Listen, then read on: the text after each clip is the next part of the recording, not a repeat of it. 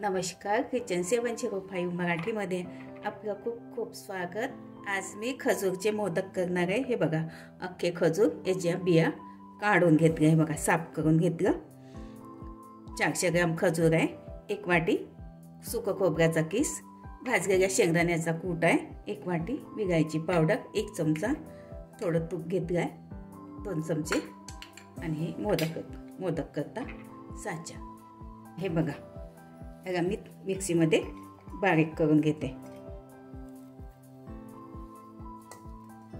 2 वेळा करते, थोडं थोडं।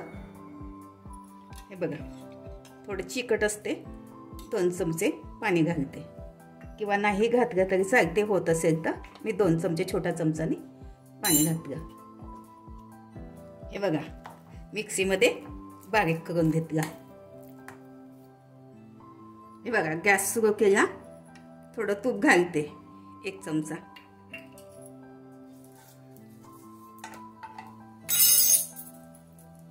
खजूर थोडं तुपामध्ये परतून घेते।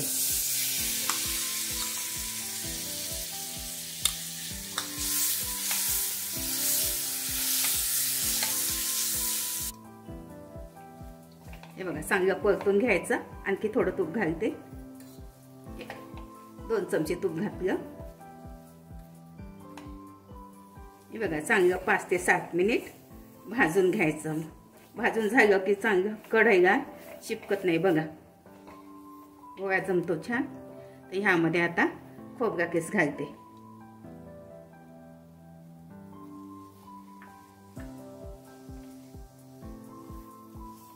मिक्स करून घेते।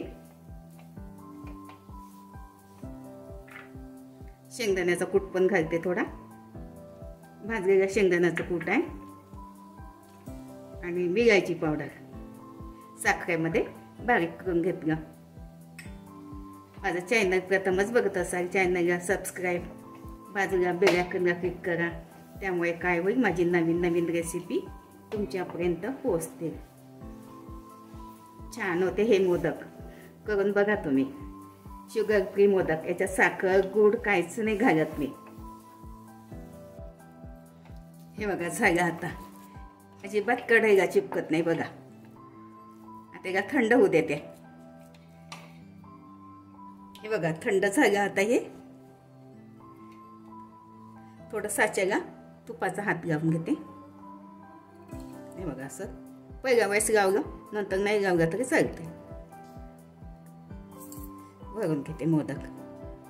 बघा, चांगलं थोडंसं घट्ट पाहिजे। तुमचं थोडं ओलं असेल तर खोबरा किस मिक्स करून द्यायचा, नाहीतर शेंगदाण्याचा कूट असं दाबून घेते।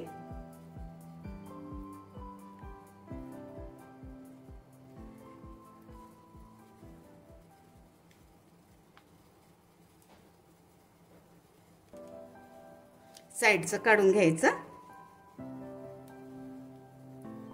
घालून असं थोडं प्रेस करून घ्यायचं।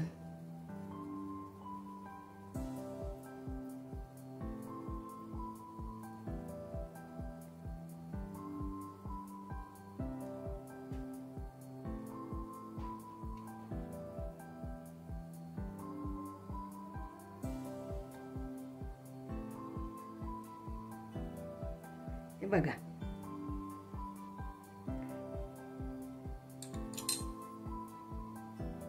किती छान झाला। अशा प्रकारे मी सगळे करून घेते। हे बघा, खजूर शेंगदाण्याचे मोदक खूप छान होते। याचेच तुम्ही लाडू पण बांधू शकता। शुगर फ्री, काही साखर गुड काहीच नाही घातलं। अशा पद्धतीने करून बघा, खाऊन बघा। रेसिपी आवडल्यास लाईक सबस्क्राईब करा। मस्त खा आणि स्वस्त राहा। धन्यवाद। भेटू पुढच्या रेसिपीला, तोपर्यंत नमस्कार।